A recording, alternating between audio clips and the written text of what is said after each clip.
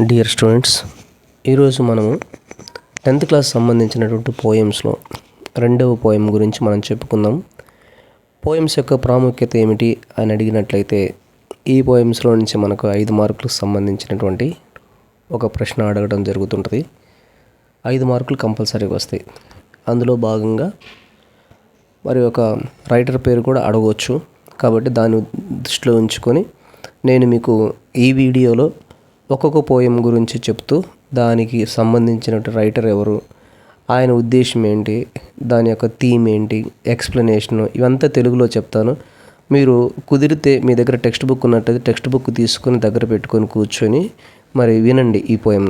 మొదటిగా dust of snow Robert Frost, fire and ice Robert Frost, a tiger in the zoo Leslie Norris, how to tell wild animals Carolyn Wells, the ball poem John Berryman, Amanda Robin Klein, the trees Adrienne Rich, fog Carl Sandburg, the tale of Custard the Dragon Ogden Nash, for Anne Gregory అనే poem రాసింది William Buttler eats.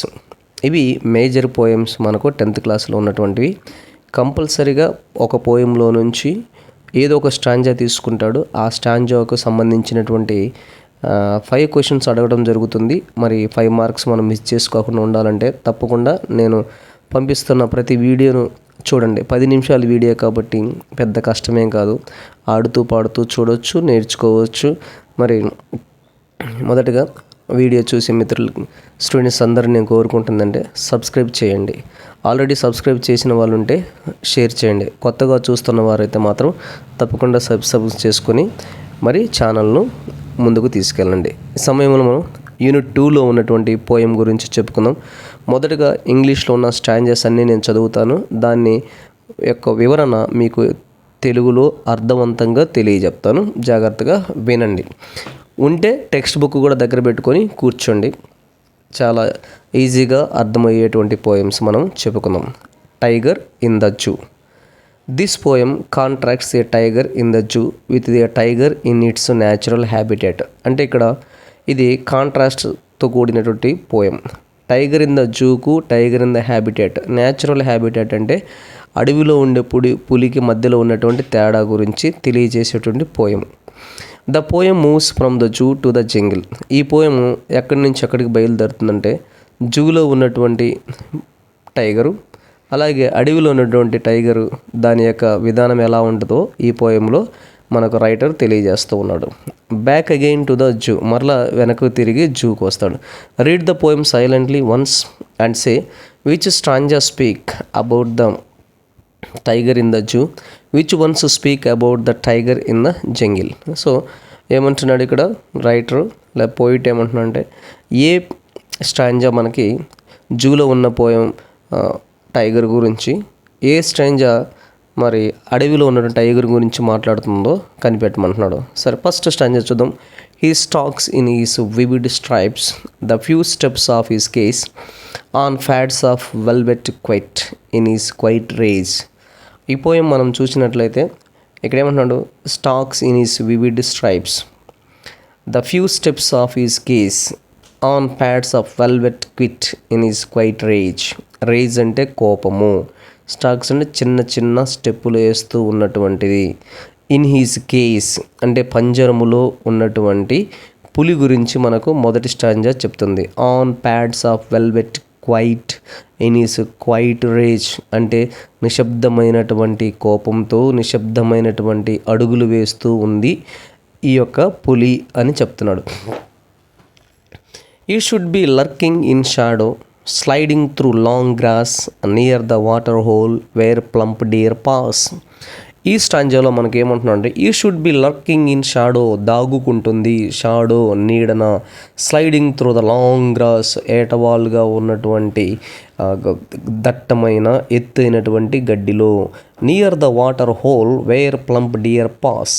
ఎక్కడ దాక్కుంటుంది అంటే నీళ్ళ కొలనుల దగ్గర, అక్కడికి బాగా బలిసినటువంటి కొవ్వుతూ ఉన్నటువంటి జింకలు వచ్చేటువంటి ప్రాంతంలో ఇది దాగుకొని ఉంటుంది అని అంటున్నాడు. He should be snarling around the houses at the jungle's edge baring his white fangs his claws terrorising the village. ఈ స్టాంజాలో ఏమని తెలుసా, ఇది కూడా జంగిల్లో ఉన్నటువంటి పులి గురించే చెప్తుంది. అది ఎలా ఉంటుంది, snarling around the houses at the jungle's edge, అడవి యొక్క చివర భాగాన తిరుగుతూ, baring his white fangs his claws terrorising the village people, అంటే ఆ అడవికి దగ్గరున్నటువంటి విలేజ్ పీపుల్ ప్రజలను భయగ్రాంతులకు గురి చేసుకుంటూ ఉండేటువంటి టైగరు అంటున్నాడు. He's locked in a concrete cell, he's strength behind bars, stalking the length of his cage, ignoring visitors. ఇక్కడ ఏమంటున్నాం, బట్ కానీ he is locked in a concrete cell, దట్టమైనటువంటి బలమైనటువంటి సెల్లులో ఉండిపోయింది. His strength is behind bars, దాని యొక్క బలమంతా ఆ యొక్క సువ్వల వెనకాల ఉంది. Stalking the strength of his cage, stalking the length of his cage, దాని ఆ కేజీలోనే అటు ఇటు తిరుగుతూ, ఇగ్నోరింగ్ విజిటర్స్, వచ్చే వాళ్ళను పోయే వాళ్ళని చూసే వాళ్ళని ఎవరిని పట్టించుకోకుండా తన పాటికి తాను తిరుగుచు ఉన్నది అని అంటాడు ఈ స్టాంజాలో కవి. He here's the last voice at night, the patrolling cars and stars with his brilliant eyes at the brilliant stars. Leslie నారిస్ గారు ఏమంటారంటే, అయితే అది నిశ్శబ్దంగా ఉంటుంది కదా, పెట్రోలింగ్ కార్స్ను చూసుకుంటూ ఆకాశంలో ప్రకాశవంతమైనటువంటి నక్షత్రాలను ప్రకాశవంతమైన కళ్ళతో చూసుకుంటూ అలాగే ఉండిపోయింది అని అంటాడు లెస్లీ నారిస్. పోయిట్ ఎవరండి? లెస్లీ నారిస్. మరి తెలుగులో చూద్దామా ఇప్పుడు దీని యొక్క ఉద్దేశం ఏంటో. జూలో ఒక పులి అనేటువంటి ఈ పోయంను లెస్లీ నారిస్ గారు రాశారు. అతడు తన ప్రకాశవంతమైన చారలతో నడుస్తాడు. ఇక్కడ అతడు అంటే పులి. తన బోనులో కొన్ని అడుగులు వెల్వెట్ వంటి నిశ్శబ్ద పాదాలతో తన నిశ్శబ్ద కోపంతో బోనులో నడుచుకుంటూ ఉంటుంది అని చెప్తున్నాడు. సెకండ్ స్టాంజా మనం చూసిన, అతడు నీడలో నక్కి ఉండాలి. వాస్తవానికి పొడవైన గడ్డిలో జారుకుంటూ నీటి గుంట దగ్గర కొవ్వుతో కూడిన జింకలు వెళ్ళేటువంటి ప్రదేశంలో నక్కి ఉండాల్సినటువంటి పులి ఇప్పుడు కేజీలో ఉంది కదా అంటున్నాడు సెకండ్ స్టాంజాలో. అతడు ఇళ్ళ చుట్టూ గర్జించాలి. అడవి అంచున అది ఏం చేస్తూ ఉండాలి అని కానీ మనం అనుకున్నట్లయితే, తన తెల్లని కోరలను తన పంజాను చూపిస్తూ ఇళ్ళ చుట్టూ గర్దిస్తూ ఉండాల్సిన్నది, గ్రామాన్ని భయపెడుతూ ఉండాల్సిన్నది, అడవి అంచున తిరుగులాడుచూ ఉండాల్సినటువంటి పులి అని ఈ స్టాంజాలో అంటున్నాడు. ఇళ్ళ చుట్టూ గర్జించాల్సినటువంటి పులి, అడవి అంచున తిరుగుచున్నటువంటి పులి, తన తెల్లని కోరలను తన పంజాలను చూపిస్తూ గ్రామాన్ని భయగ్రాంతులుగా గురి చేస్తున్నటువంటిది ఇప్పుడు కేజీలో ఉంది కదా అంటాడు. మరొక స్టాంజాలో ఏమంటున్నాడో చూడండి.